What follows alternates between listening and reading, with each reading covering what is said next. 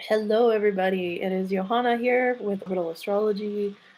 Um, I getting a little early, but for my late broadcast, I just needed a little extra coffee. So um, today is a kind of a dreary day. It's like snowy and rainy and cold and just been cloudy all day here in Albuquerque.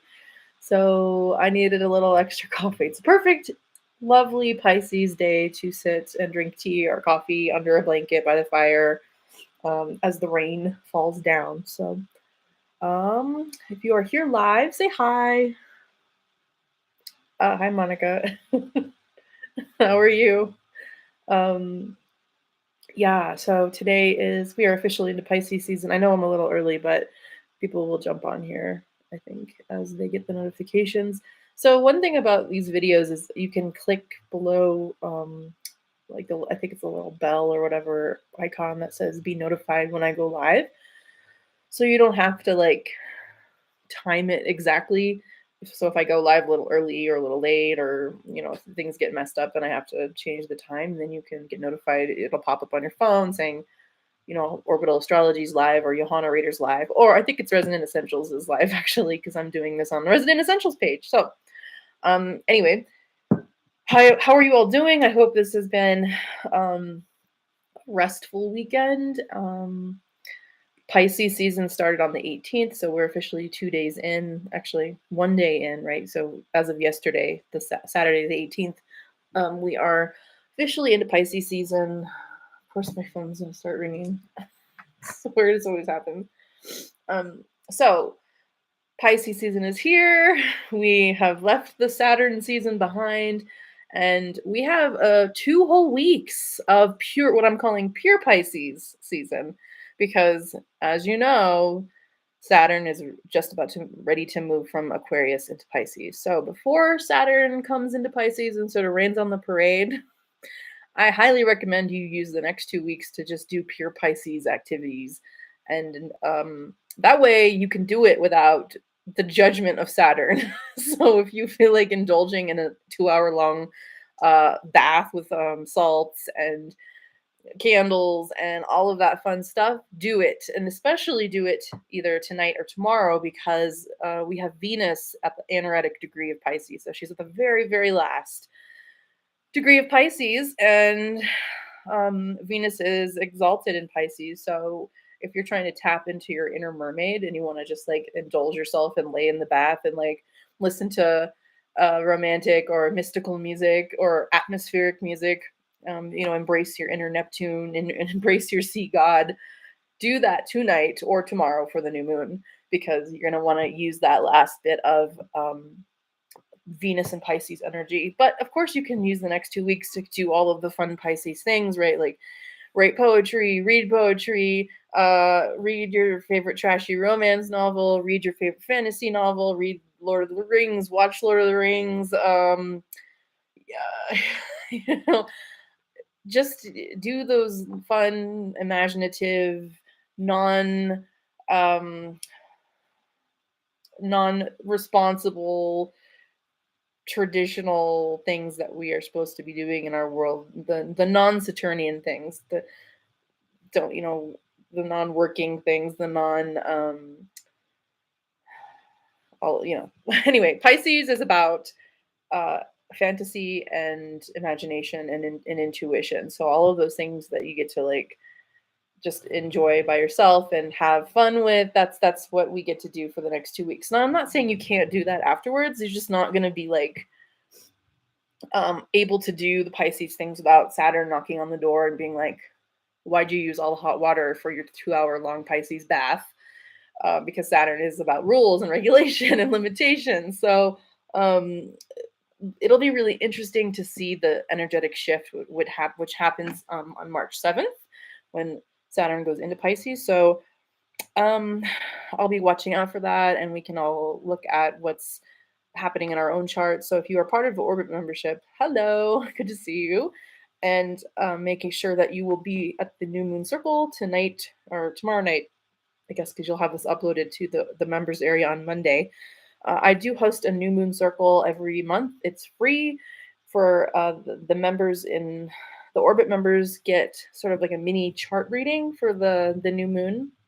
They get to see exactly where this moon is happening in their chart, how it's going to be affecting them, what sort of recommended activities they can do as far as setting intentions and all of that fun stuff.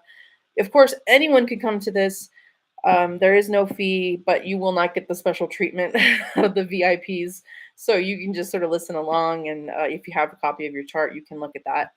And we'll talk about all the fun Pisces new moon stuff because that is happening this week. Now, the actual new moon happens tomorrow, Monday, the 20th.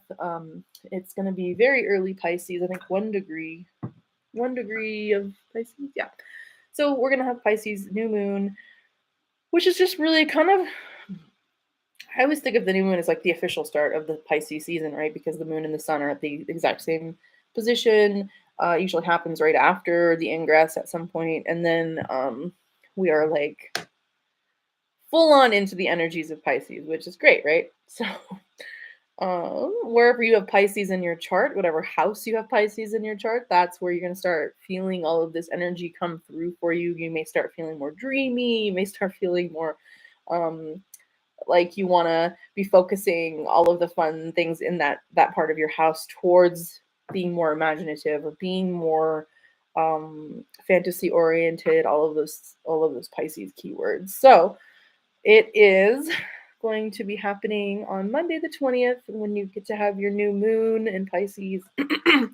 And I'm actually having the circle on Tuesday instead of Monday because there's some interesting stuff going on with Mars and Mercury and actually Uranus too. So there's a lot of stuff happening in the background because not much is actually aspecting the moon and the sun, but there is some other planetary influences happening in the background. So I chose a Mars day because I felt like this might be a little bit of a Marsy Pisces moon. So maybe a little angry ocean god type energy happening.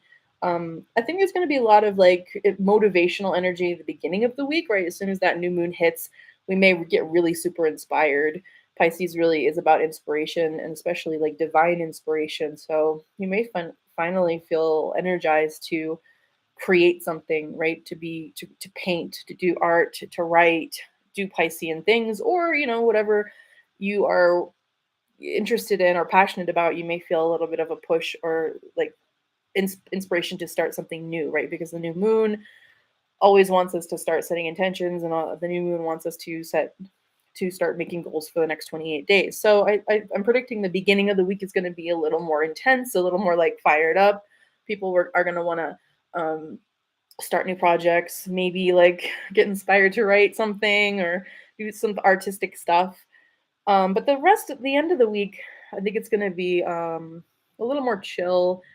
I recommend that you just embrace the Pisces energy this week. Like today just feels like such a Pisces day. I don't know if it's like raining where you are, if it's snowing, or when Pisces season is like kind of that transitionary place between the seasons, right? We have the end of winter happening and us feeling like, okay, we got 6 more weeks till spring or however many weeks now.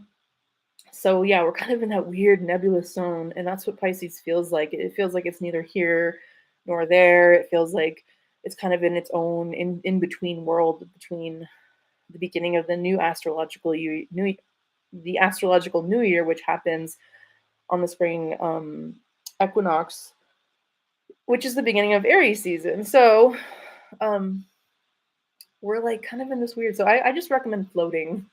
Just float for the next few weeks. Um, Pisces isn't known for being extremely active. They're much more of a passive sign.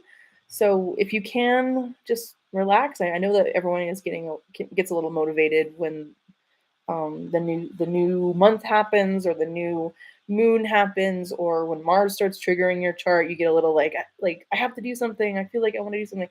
And if you felt the shift when Pisces season started, I know I did, but my birthday is actually next Sunday, and yay, solar return for me.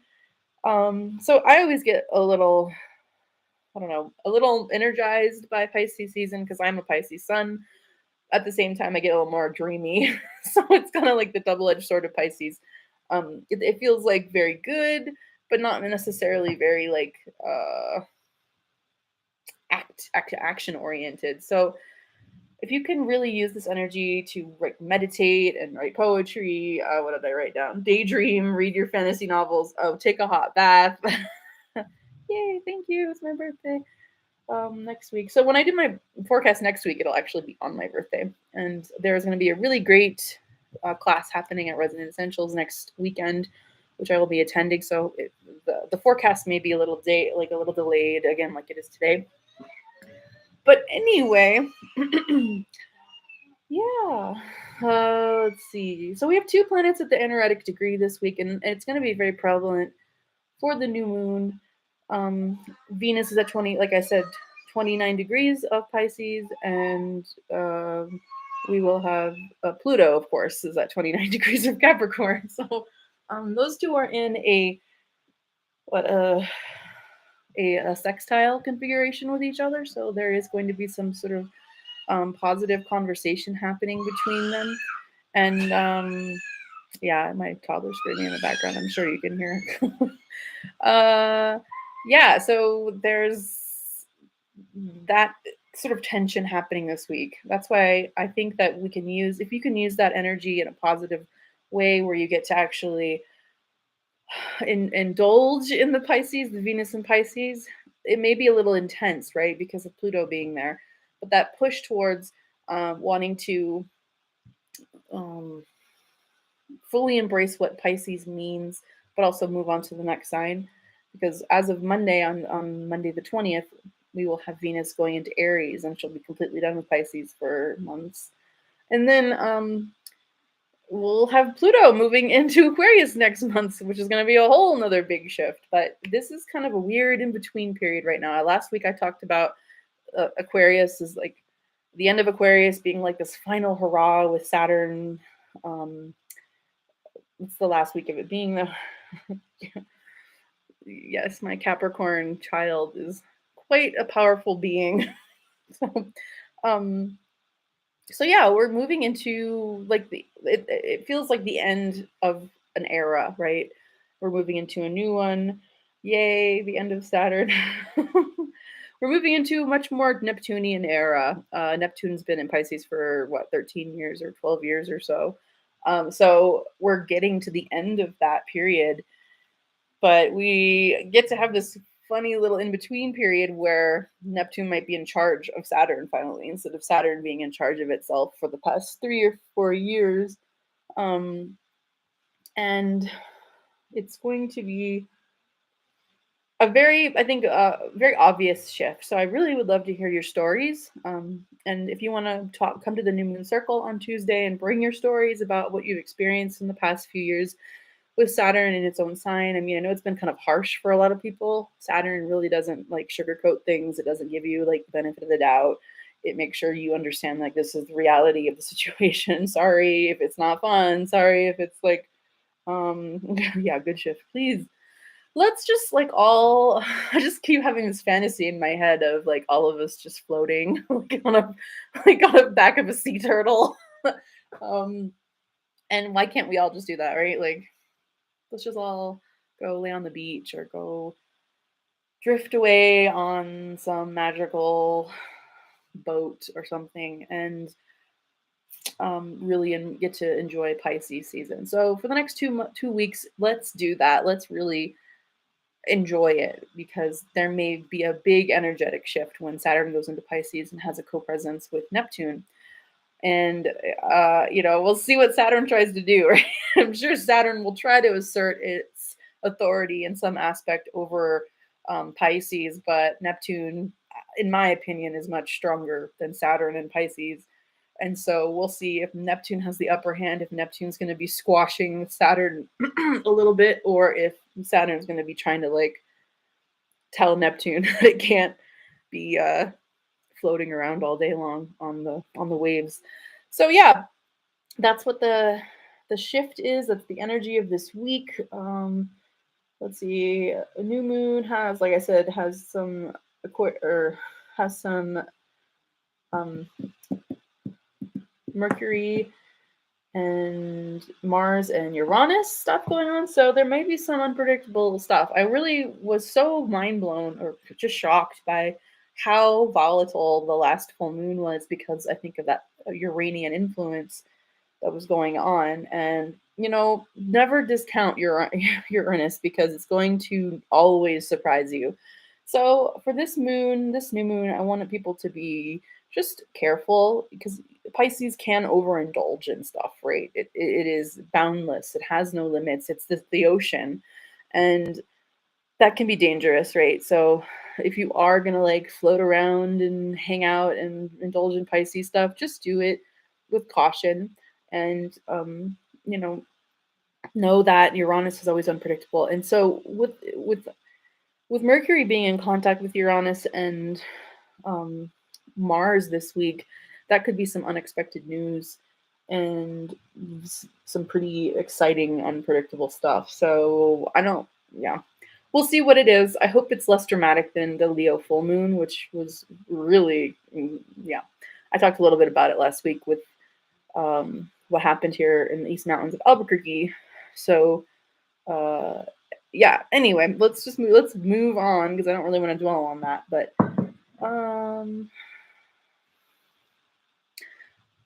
is everybody been experiencing that? Like, how was the full moon for people? If you guys want to put something in the comments and say, was it exciting for you? Was it illuminating? Because sometimes things come out of the blue with the full moon. If you want to sort of say that, I know that we have somebody who is a Leo here, so if they want to say how it was, yeah. So Uranus really did, I think, was really strong, and I kind of downplayed it a little bit, and I feel bad for that. So this time, beware because Uranus is still active, and it's going to be active with a very fast moving Mercury.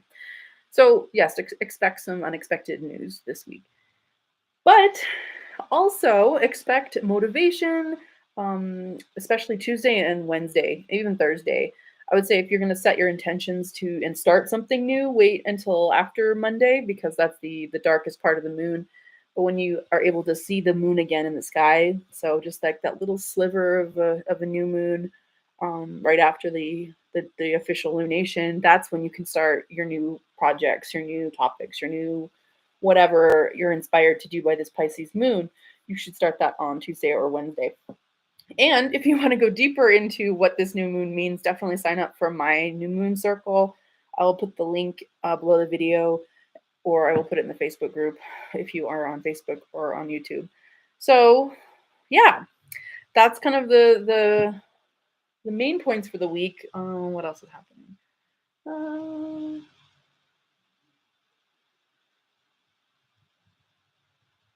Yeah, that's what I kind of wrote. I mean, this is going to be kind of a shorter forecast just because I'm going to be talking more in depth about the new moon in my circle. So if you would like to join and sign up for that, please do. I hope you have a wonderful week and I hope you can just float. If you are feeling stressed, if you're feeling like, I need to, I wrote that I needed to like decompress for the last 2 weeks from that full moon.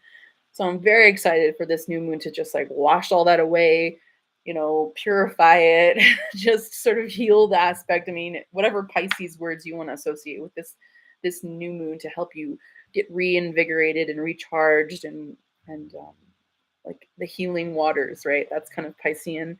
So yes, cleanse yourself. I mean, just release until we have this new moon, and then we can start some new, beautiful, creative, artistic, whatever you want to Piscean activity you want to do. So I hope you have a wonderful week, and I will see you next Sunday on my birthday. So